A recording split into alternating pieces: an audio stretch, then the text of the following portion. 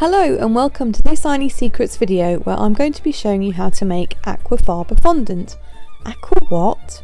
You're going to need some cream of tartar, about 1/8 of a teaspoon, vanilla extract, that's optional, and a flavouring. Here I'm going to use peppermint, icing sugar and the Aquafaba, also known as chickpea water.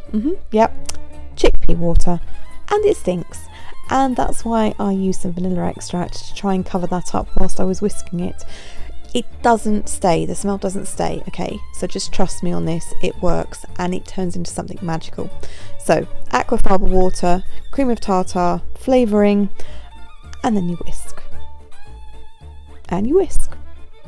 As if you were making a meringue. And you've got to whisk and whisk and whisk and whisk and whisk and whisk and whisk until your arm feels like it's going to drop off. Unless you're one of those lucky people who has an electric whisk.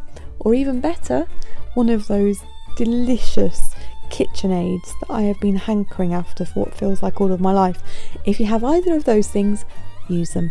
Don't go for the balloon whisk because your arm is going to feel like it's going to drop off.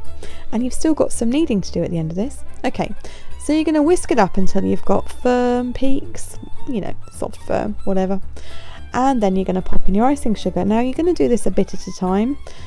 Maybe a sieve full or 50 grams if you want to do measurements, just whatever. You're just not going to whack the whole lot in there. And the reason that I said 200 to 250 is because the amount that you're going to need will vary, and I don't know why that is. It could be humidity, it could just be I don't know what, but anyway. So you're going to mix it in a bit at a time, give it a good stir and a whisk to get out any lumps that might form in there, and just keep on going until it's come to a consistency that is workable. And this one is kind of still quite sticky. I think you'll see that in a minute. So you can just, just keep on adding. And if it needs more than the 250 grams, then just go with it. You need to get it to a consistency that you can work with. So it's not going to be too sticky, but you don't want it to be too dry either.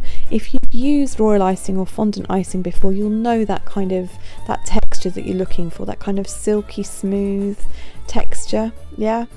Anyway, you baking paper, you want to pop a dusting of icing sugar on, and then you scoop out your fondant onto that, and you can knead it to just finish it off, like you would, bread. I've almost forgotten what that feels like. So if you've been a bread maker and you no longer can, do that, then you can probably get some enjoyment from this, like I did.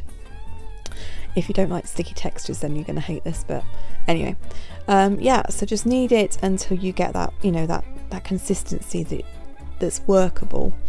And you can colour it if you want to. I had to go with some matcha powder, and I actually cut out some little holly leaves.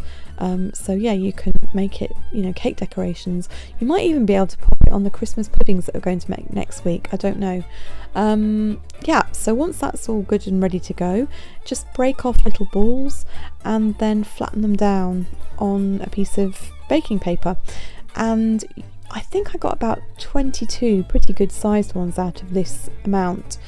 Once they're all done, then you're going to need to leave them overnight to dry out a little bit before we coat them in the chocolate, which is what I'll be showing you how to do in the next video.